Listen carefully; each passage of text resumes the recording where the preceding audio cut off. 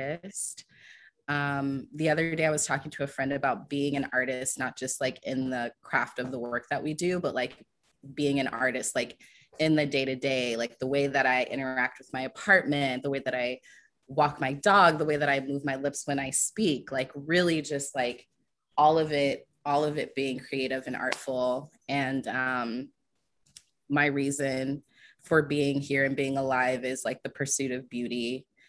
And I'm always chasing ease especially in the systems that we live in. Like, how do I make it easy to get a mortgage? Like, how do I make it easy to put out a record? How do I make it easy, to walk down the street? And so that's where I'm at. And just really being committed to my values, and aside from my like physical identities, like really focusing on the ways that I want to move through the world, through my communication, through my body language, through the things I do and don't say. And so, like you said, it's like a constant conversation.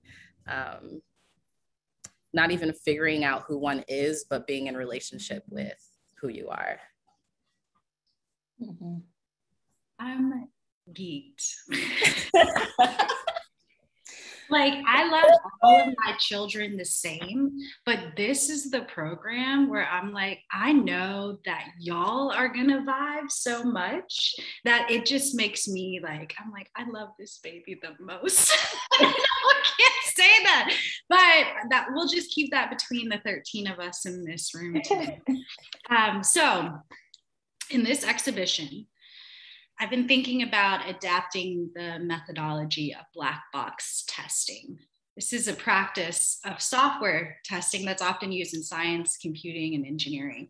So a black box system, which can be viewed in terms of its outputs and its inputs without any knowledge of its internal workings.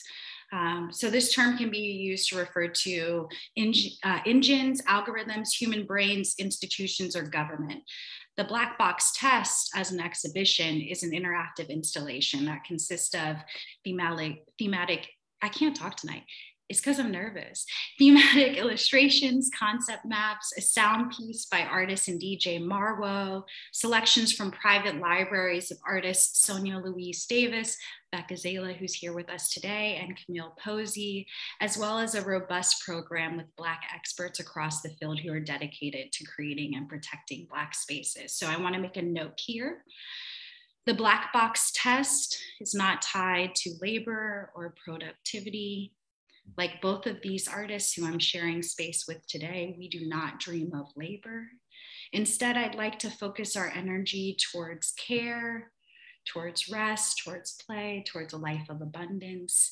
This is not a work or a space about assimilation. We're not upholding systemic oppressions. We're not recreating traditional models of exploitation that are continuously proven ineffective, that hinder our process and limit our expansiveness.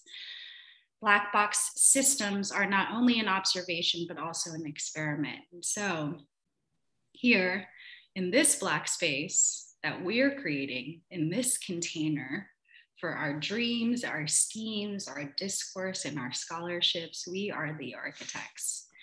We are making our own rules collectively and without hierarchy. So in this experiment today, that I have not shared with Bekezela or Kamra ahead of time, I'd like to try something new in our Zoom sphere. So I would like to act as your moderator in that I propose an initial prompt and keep track of time, but each of you will respond and end your response with a question in hopes of creating a generative discussion. Maybe this is a blind date model. I'm obsessed already. Is this okay? Are y'all into this? I fully consent. That's why I just ask consent. I'm in the convent, Jessica. You're supposed to ask them if I could come out for all of that. No, I'm kidding. I truly had no idea what was going on. But I also was like, I'm not gonna ask because it's gonna be amazing. See, that's why y'all are my people. That's why it's so much trust in this space, and I really appreciate that. Okay, so now that I've gotten consent, let's start our show. I found, bringing more art into this space, this piece by Rashina Fountain, who's a poet and an essayist whose work focuses on Black environmental memory. And I think this is gonna hit. She's from Chicago, but she lives in Seattle. And so I'm gonna read this short piece of hers. And Jamie, you're gonna like this too. I wonder if Grandma knew what she was up against, that the North would also impose limits to her pursuits of freedom.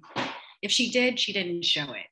I remember the garden times, the backyard barbecues, the neighborhood block parties, the joy and the strength of Grandma and her neighbors. Looking back, I see those acts of abundance, despite the scarcity, as forms of resistance. Displacement can take away land, but not our relationship to it. Grandma became a homeowner and used a slab of concrete to make feast. I, Jessica, see you both, Bekezela and Kamra, as abundant, as generous and infinite. Kamra, in 2019, there was an Art News article where you were speaking about the development of activation residency, and you said, everything that we needed was already there. All we had to do was bring ourselves and our desire to be open and connect. I also think about Verdant Banks, your newly released EP, and it is a, quote, narrative piece about abundance, blooming brilliance, in luminescent presence, end quote. Bekezela, not only do you describe yourself in your bio as abundant bodied, which I freaking love, but earlier this year in a CMU library speaker series, you recently said, I want to live in and see abundance represented in our collections. My archive doesn't belong solely to me. Its function is not to be owned, but to be shared, explored, and learned from, end quote. So Rashina speaks about Grandma's acts of abundance, like gardening and hosting events, two things that you both are highly skilled at as a form of resistance. And so my question, my prompt is, how have you come to center such abundance in your own life and work? Bekezela, I'd love to invite your thoughts. Thank you. Thank you for sharing that piece. And I want to hear you say Black environmental memory. Is that what you said? Black environmental memory. I just wanted to thank you. I have to say immediately when I hear abundance now, mostly I do think of a friend, Amber Abundance. I have to lift her up, who is a wonderful, hilarious, smart, amazing, unique queer Black femme who is just, stepping into her abundance pathway. And I'm reminded how much I need reminders that abundance is my reality and my experience, even amidst challenge. So I'm grateful to have enough space to slow down today and be in this conversation and be reminded, for sure, because there's so much distraction all the time, which will often have us caught up in will have us forget, and I think the things that come to mind are different people for some reason, and breath, and I think that's why,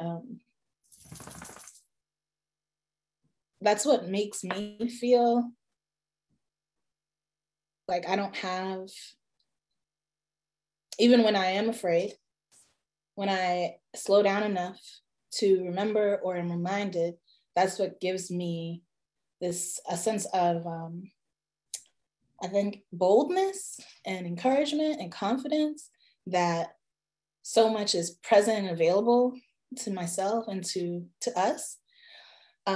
Because I feel really like, I don't know how you feel about your life, but when I really look at my life, I'm like, everywhere I turn, the people in my life are like reflections of contributing to creating something amazing. And so that means that I'm not alone.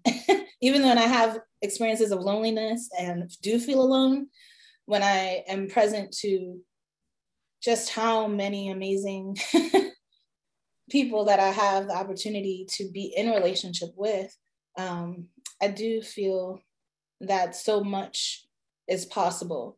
And so, you know, I think about just this space, you know, having an opportunity to be in relationship with the space, some of the people who are in the attendees list, right? My life is not, it is my own, and it's also all of ours. My life is not my own without everyone here. You know, so much significant elements of who I am and my experience come because I'm in relationship with all of these people. And because and like you said, I really appreciated what you said, Kamra, about being in relationship with yourself, just being willing to be on the journey, because sometimes we're like, dang, I don't want to do this.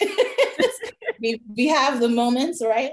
But you know, that's the type of devotion, the type of love, the type of commitment we're always looking for. And it's like the first opportunity to offer it is to ourselves. And then we have this opportunity. I was thinking about it this morning, just when we have these moments where we feel, you know, disappointed or we feel despair because of how lack appears, but then it presents an opportunity. A lack always presents an opportunity, which is so abundant. And I'll pause there because I want you to share, but it is sort of the proof that I have to look at when I don't have other ways, you know, just for myself. That's how I tend to move. But it's, you know, someone once was like, when I was having a moment, they're like, okay, let's just look at it from this perspective. You know, let's do the evidence. You know, because sometimes our own, we can be uncertain, and there's no certainty ever, but there are, you know, there's evidence of our survival, there's evidence of triumph, and there's evidence of abundance beyond what we thought when we thought there was nothing. And so I think I do know that I am in relationship to that legacy and in relationship to, you know, a community of people who hold that and do that in so many ways. And so that's what I think of right now when I'm thinking of abundance. Is just like, oh, when I'm slow enough, I can actually feel the fullness of all who have, you know, poured into me and who I'm able to share with. So, and that's a lot of people. So, you know, statistically, I might be written up a certain way, but what the truth is completely different. What's your question?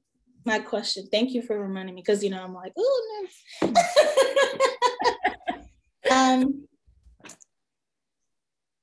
Question. And may I ask a rule about the question, Jessica? There are no rules, but okay. Yeah. I was gonna say, does it go? My question. Can you speak more about how and why you are centering and able to engage ease more, and how that is in relationship to abundance, the way that you were sharing about ease earlier?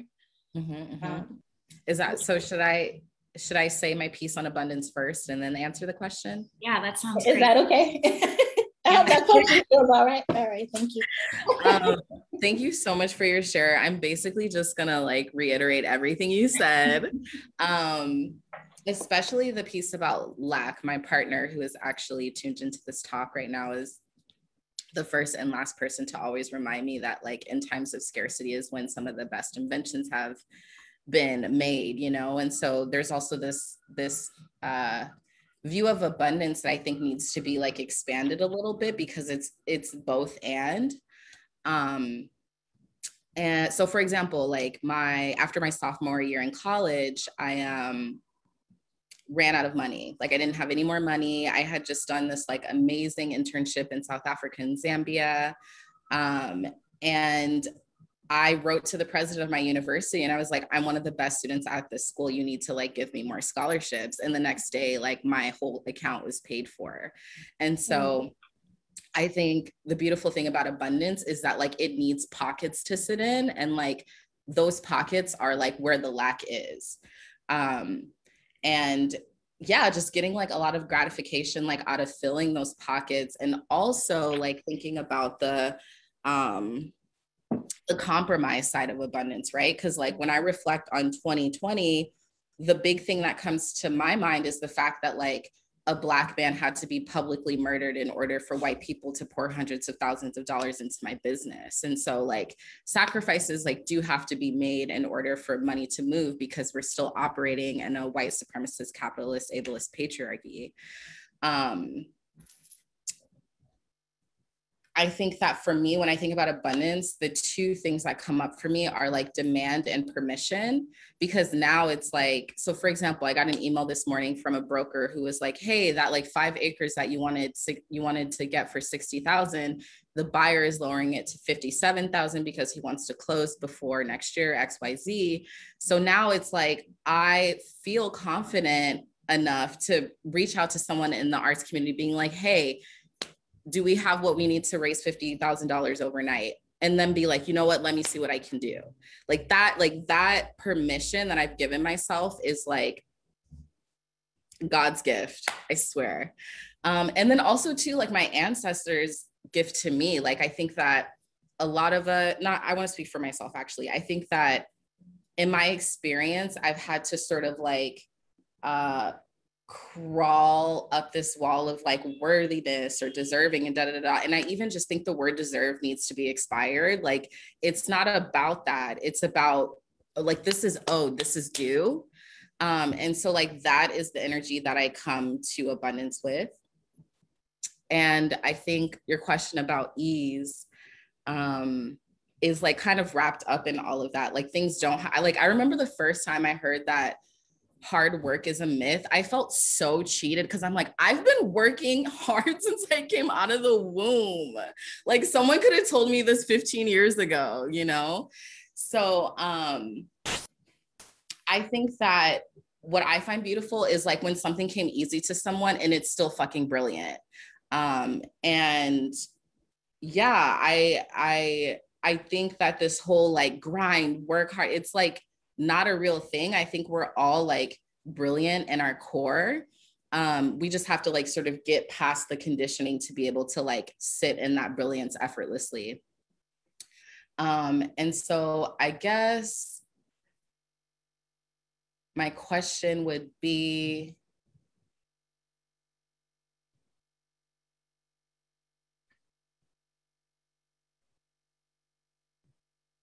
how do you see abundance showing up in your life in 2022? Ooh, 2022, you went there.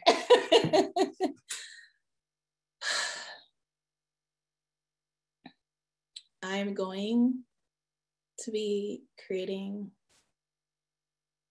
more art that will be shared with my community and with people beyond these, you know, this region. I'll say that this region and this country. I will be committing, I think more than anything, committing to that, you know, just even telling you all that, I was like, should I say that?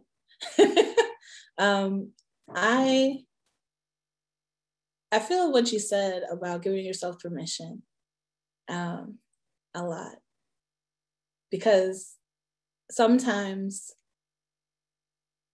it's a matter of a healthy sense of knowing, like you said, what is due, what is, what is your inheritance? And being able to not feel small in relationship to that. That's what I'm committing to. I'm every day, and I've been committing to having conversations with myself. I've been committing to being gentler and kinder with myself. And that's been allowing me to offer myself a wealth of compassion, and to not to be as harmful to myself as I have been, which allows me to give to myself. And in doing so, I also need to practice receiving, because just recently I had an experience with a friend, and I was like, they were trying to give me something. I was like, oh, no. And I realized that there are ways that I give maybe too much and I don't ask for enough, or I don't ask at all. And being bold in that ask, like you said, knowing that a no is not the end, in the sense of like your ability to receive that. Rejection is protection, baby. Yeah, and I think more than anything, I feel what I've learned is I used to feel so afraid of that no, of that rejection, that it meant something about me. It meant that I was not capable, and that I was not, and like you said, retire deserving, but it did make me feel like I wasn't deserving. And so, remembering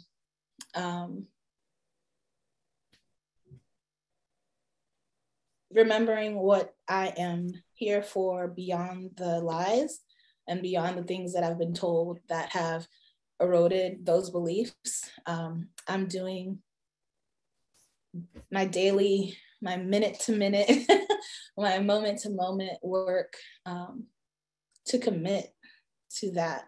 And what I can feel is that's going to bring me, just so much more, because I can deny myself quite easily.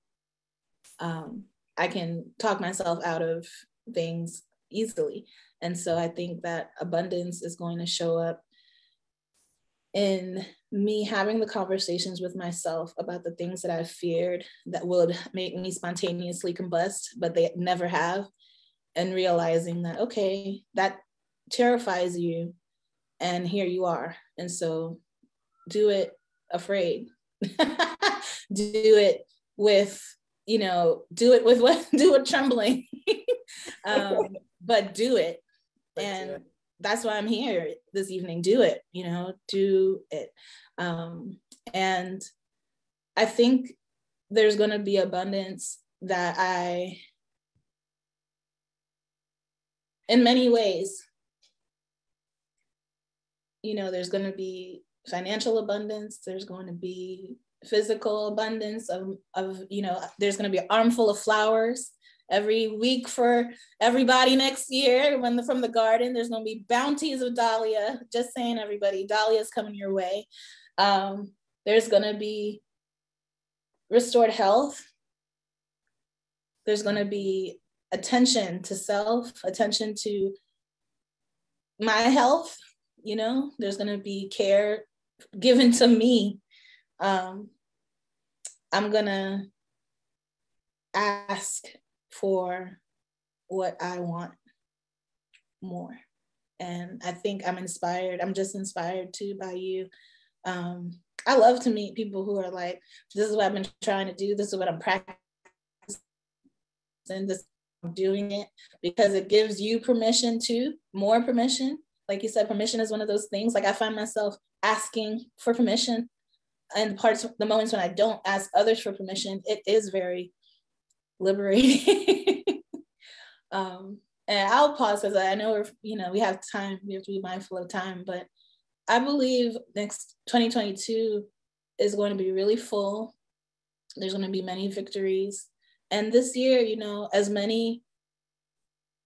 as much pain and as much grief and as much challenge as there's been have been, like I just sat around with a group of dear friends talking about our triumphs for this year. So I did that too. Oh my God. So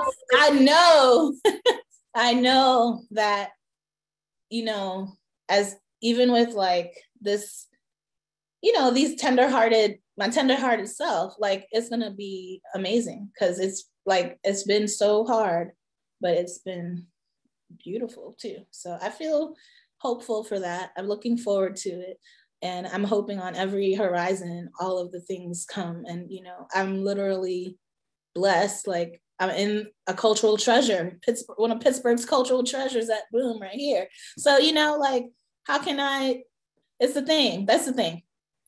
I think gratitude, being present to where you are and what you have, is a pathway to so much abundance. Boom. Because when you look around, you can actually feel and see it. So I'll pause there. May I ask you to answer that question, please? What was the question again? How is abundance going to show up for you in 2022? Oh man. Okay. I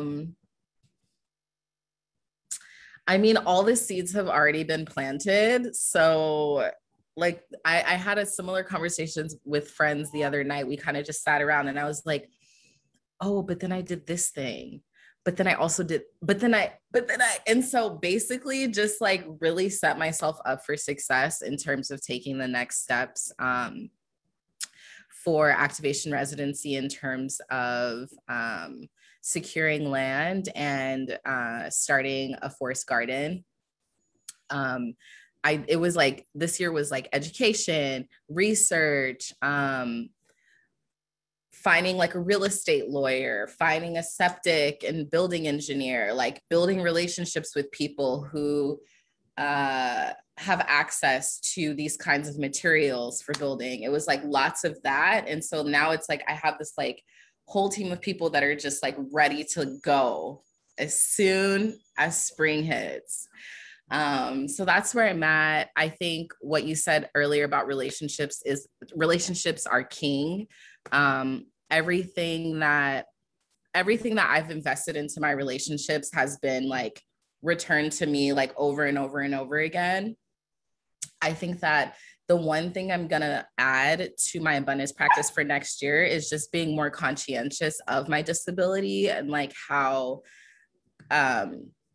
continuing to sort of be a driving force in my industry like rubs up against it. Like some days I wake up and I literally cannot move because I'm just so exhausted and I'm so worn down and so low functioning. And I think I really want to enhance my abundance practice by like weaving in areas of rest more effortlessly. Because sometimes what I'll do is I'll go like on a work binge, and I'll be like, okay, I'm gonna like this week I'm gonna go hard, and then it's like for 2 weeks I'm like off. And so I want to develop like more of an energy schedule for myself, so that there's like more ebb and flow between like the rest and the work, rather than this like these two extreme ends. But yeah, I'm just like ready. I am ready to harvest. Like that's where we're at. Yes. You made me think about, I think someone put attending and a harvest year. Marietta put that in the chat. And it made me think about that saying, there are years that ask questions and there are years that answer. Mm-hmm. And Zora Neale Hurston talks about that. It makes me think about, like, I feel like definitely it's already starting to show, towards like we're getting sprinkles of what it's going to be like next year and this, last couple of weeks even of 2021. And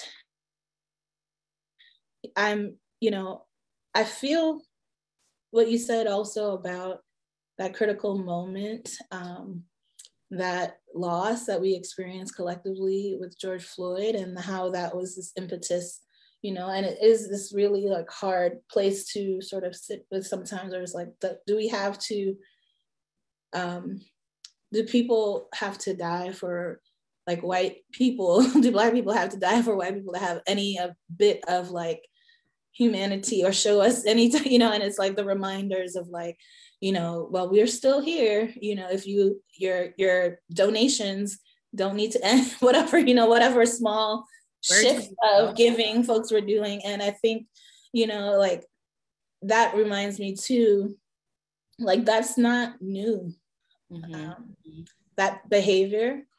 And I also think, you know, it is a moment for us to, of course, receive, like you said, what is owed and what is due.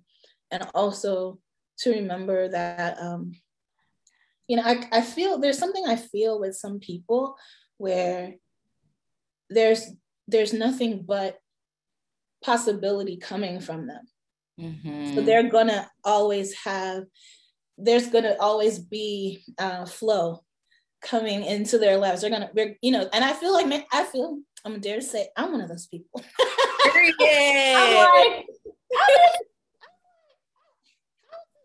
how's it happening? How's it happening? Some things happening, and I'm gonna keep on around making it happen.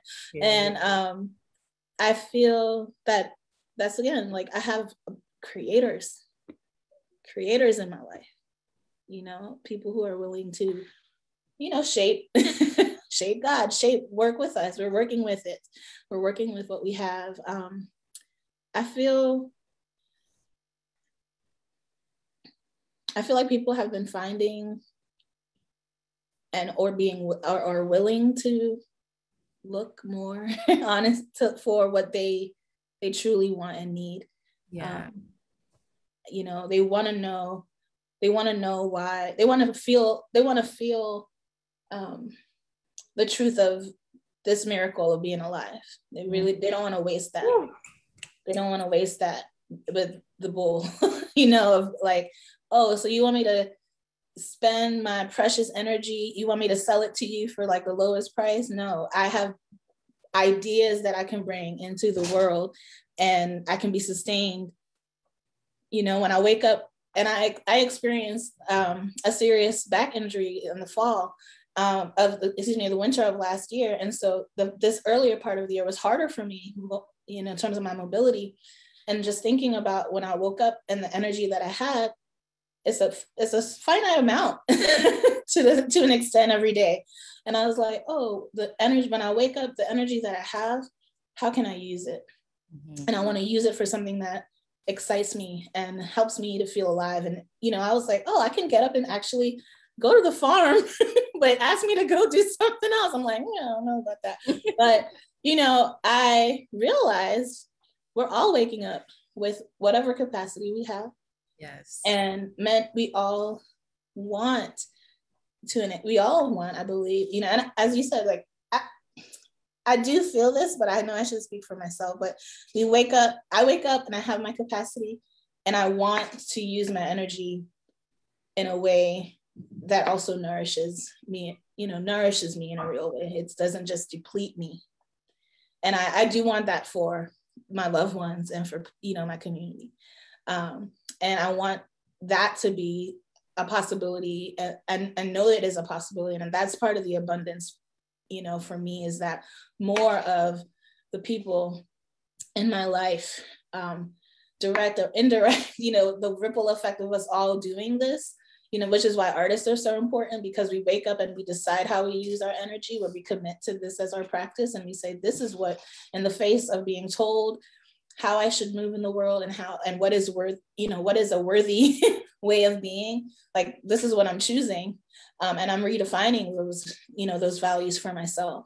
And I'm changing those outcomes. And so I feel, you know, that's something I want to see, is more of us have the ability to wake up, you know, and really honor this body, all of the bodies that we have, and, you know, use it in ways that actually nourish us. Because when we all can move in our gifts, skills, and, you know, and gifts and skills and talents, and we can offer that in community, and that's what nourishes us. It's such a different experience than when we have to like be extracted from and ground down, and then we try to show up to give something, and it's different. You know what I mean? Yeah.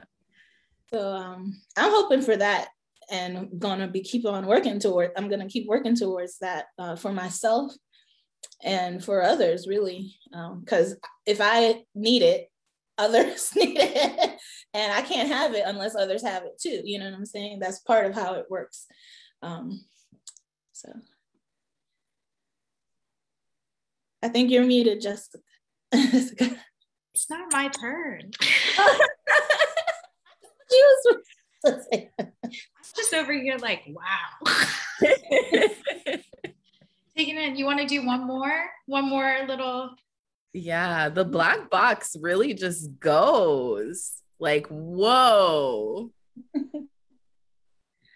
The black box can go forever. Maybe I'll use this as an opportunity to uplift something that Bekezela was talking about, but I'm not sure you're familiar with, Kamra. You were talking about the abundance of dahlias, right? And you were talking about going to this farm. And I don't know if we've talked about your work with Cutroot and Flowers for Black Girls. So if you want to do a little bit of context, maybe that could be helpful. Sure. I'll share with you all. Thank you for asking. I want to shout out Alma, who's on the call as well, who's a wonderful being in our world, who it makes me think of the activation residency. I'm like, how can Alma get up there? How can we get up there? But outside of that, I'm just going to say,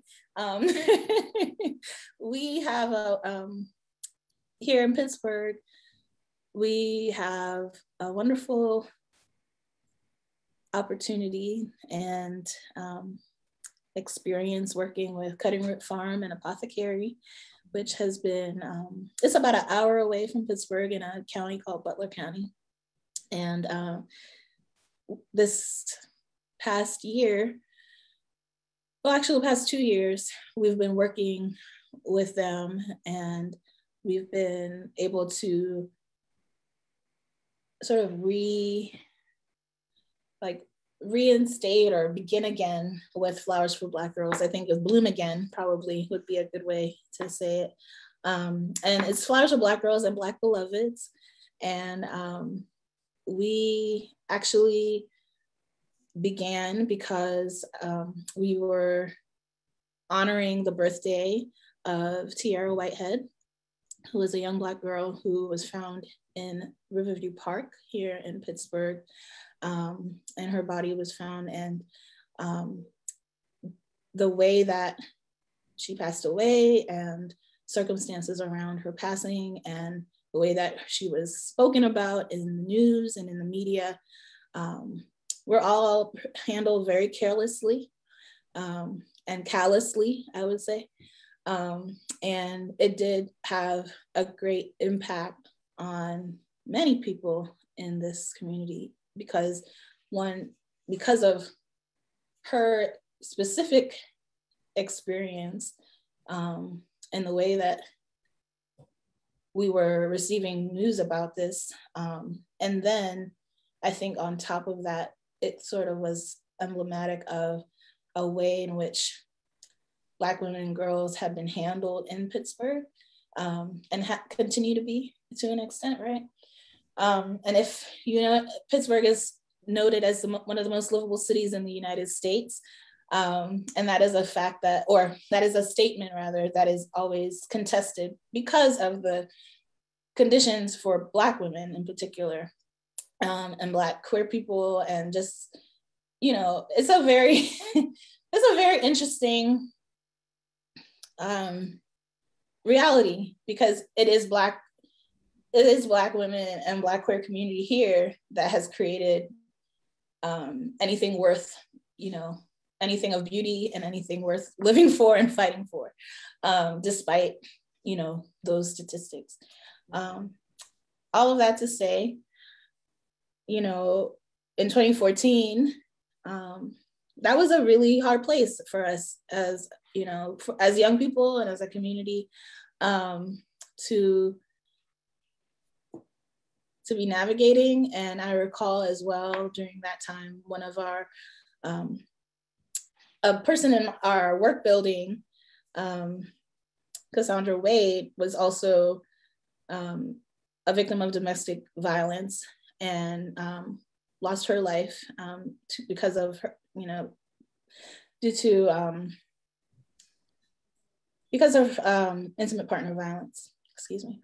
And it's interesting to just recall these things because it does feel like so much time has passed. But I will just say that these things were happening. And, you know, at the time you have different people around you, and we were all doing a lot of work just together. And so New Voices for Reproductive Justice, we were in their office space. One of my friends, Joy Kemet, Ruth, Black Rat Medusa, other, like lots of different people we were just in the office, and we were talking about it, and I just said, oh, I wish we could just give Black women, I just want to give flowers to Black women is what I actually said. And we just kind of let that hang in the air for a bit. But then we organized a day of creative resistance on Tiara's birthday. And we started to tell folks in the community what we wanted to do, which was to offer care to Black women across the gender spectrum, right? To really lift up and say, this is important that Black women know that they are loved, they're seen, they're valued before, you know, they die. And, you know, I think we were able to give out, like, you know, so many community members participated in this experience. So we went down to the T station, which is like our little train station down here in Pittsburgh. Because I know you live in New York, so it's not the fullness of the subway. But we ended up giving out like 500 flowers that day. And it was just a really interesting practice to be with community. And be like seeing Black women and girls and femmes and being like, hey, here, you know, just like a love offering, really. And we sat and we like wrapped all of those flowers, and we wrote, you know, gave them each a card, and it was just like important.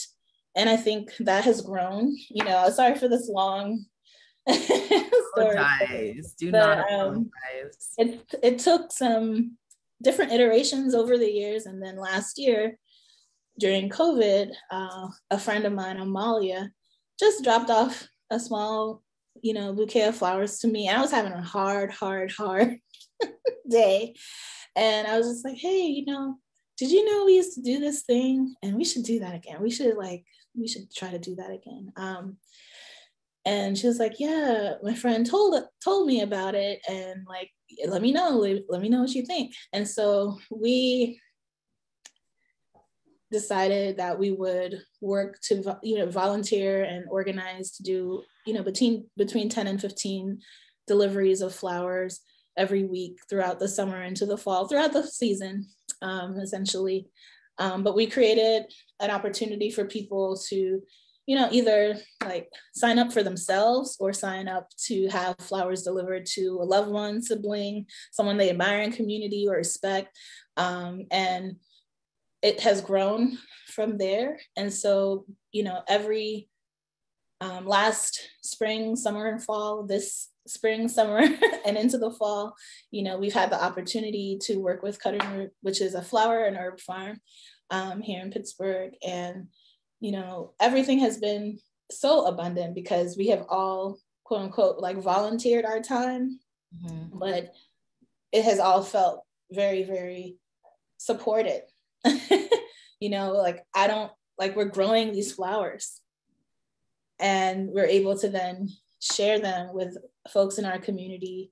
And it is something about plant medicine. The beauty of flowers is, I used to have a moment where I was like, is this frivolous? Is this like, oh, you're just giving someone this like pretty thing?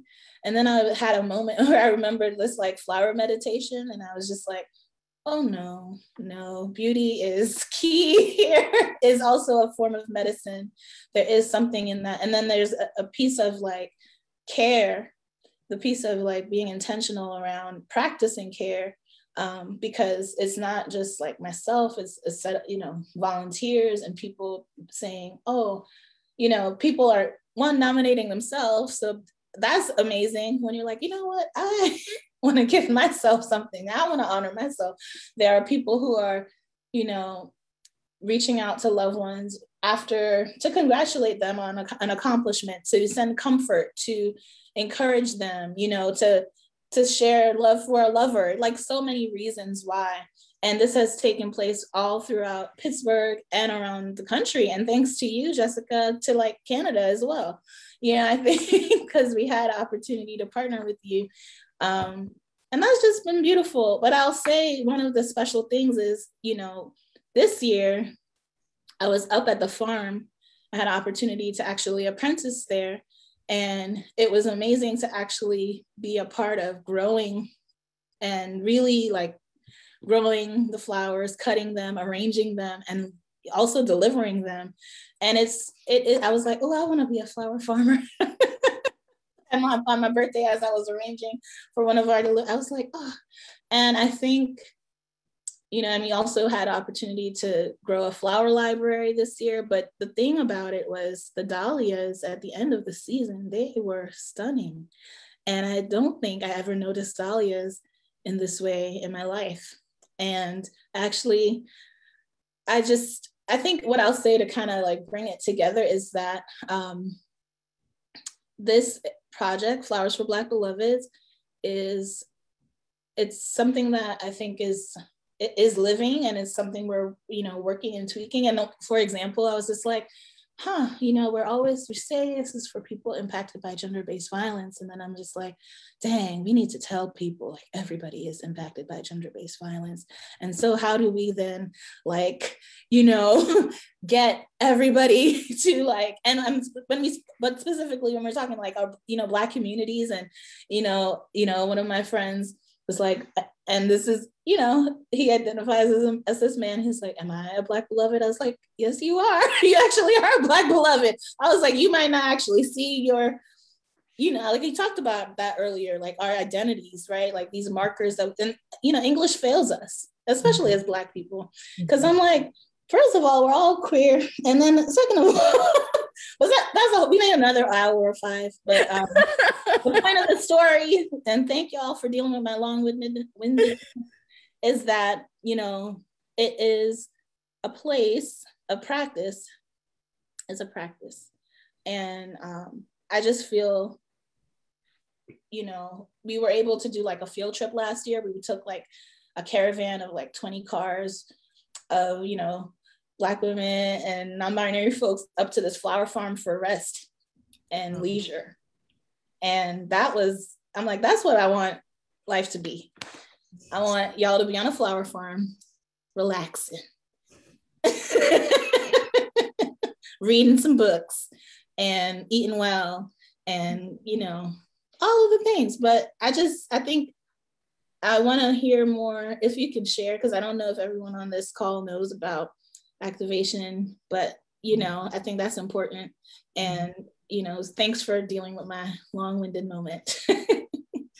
Well, first and foremost, I love your long wind. And secondly, I'm really glad you shared, because personal narrative means a lot to me. It really helps me connect. And throughout your share, I just kept getting like so much tug of emotion, like just really letting like the sensation of like all of the Black beloveds that got flowers, like how they felt when they were on the receiving end of something, when they got to experience like getting flowers from like someone they know or someone new. And it just really like brought me back to our conversation around the relationship between lack and abundance. It's like you found a place of lack and like you immediately filled that pocket. And there, not a million apothecaries in the world could like bring back all of the Black beloveds that have been lost to gender-based violence, state-sanctioned violence. But it's important for us to like be reminded that there are people looking out for us while we're here. And so I feel very touched by your work, and a lot of it really resonated, and we ran out of time, but I had to share that before we wrap up. Thank you so much. That means a lot. Really grateful. Bekezela, you have in my heart all of the time. Truly, like, I know that we have to be mindful. And this is what happens with these things. You know, like in an hour, you're like, oh, it's so long. And then it's like, wait, where did it go? That was like 20 minutes. So I am grateful for our participants and our audience who stuck around and who could learn more about the context of your work. Bekezela, thank you for sharing that with us. I received a lot, y'all. I feel like Naomi, didn't this feel like it was for me? I talked to Naomi yesterday, and this was, I needed to hear this. Let's talk about the development of an energy schedule. Kamra, are you kidding me? Somebody copyright that. Kamra did it. Oh my, did it first. We're saying that. Whoa, and people's copyright. Like ease, effortless. Like I remember being in art school and spending forever making something, and somebody would come in and be like, and it'd be like amazing.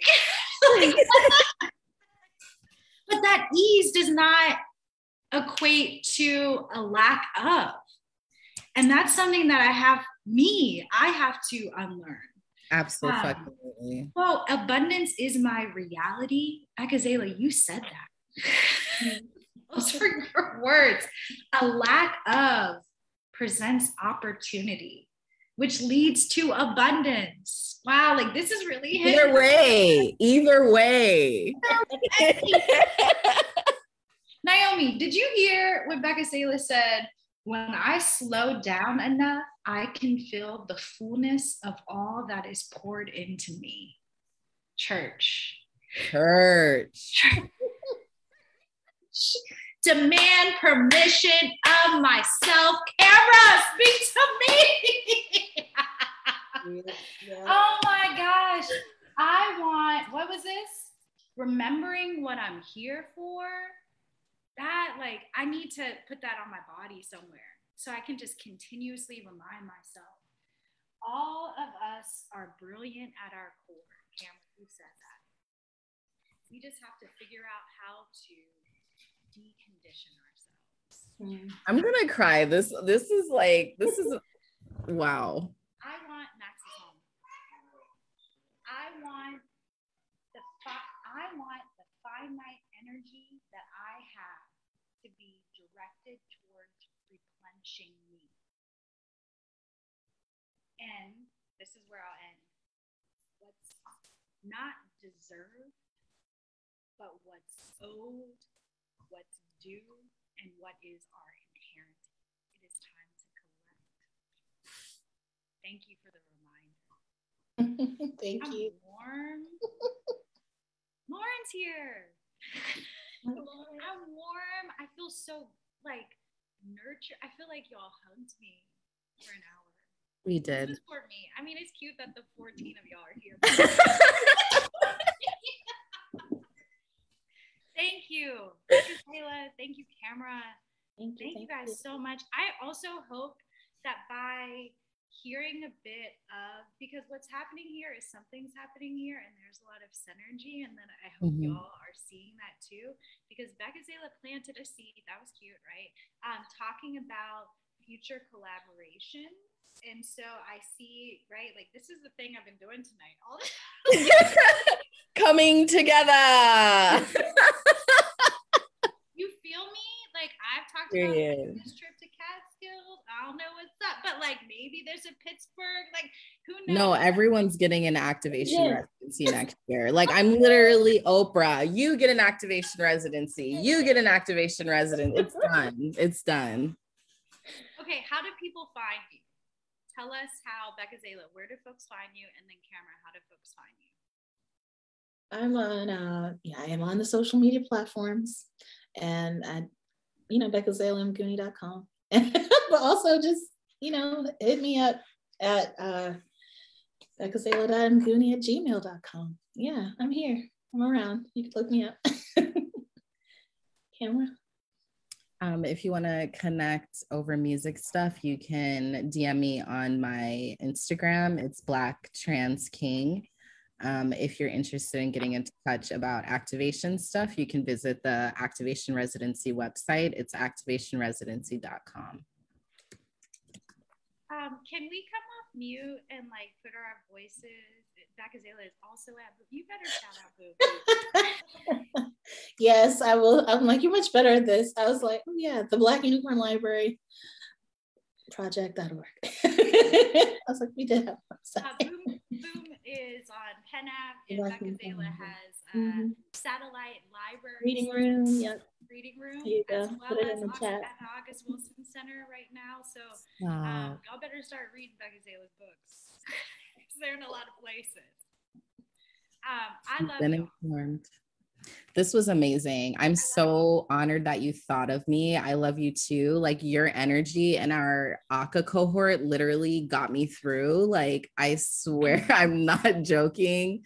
I cannot wait until we. This is tangential, but I have to share. The moment that I fell in love with Kamra is when we were on a Zoom call and it was like 50 people in there, and I watched Kamra get into their bed and pull the covers. And I was like, yep.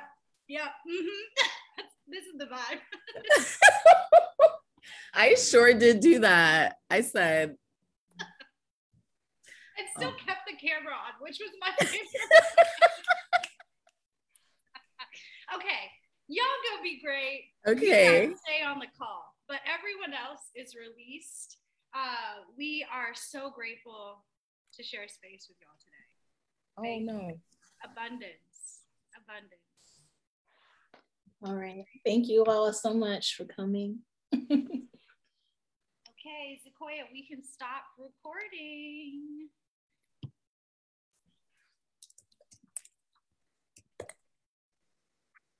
All right, we're still live on Facebook. Jackie, love you.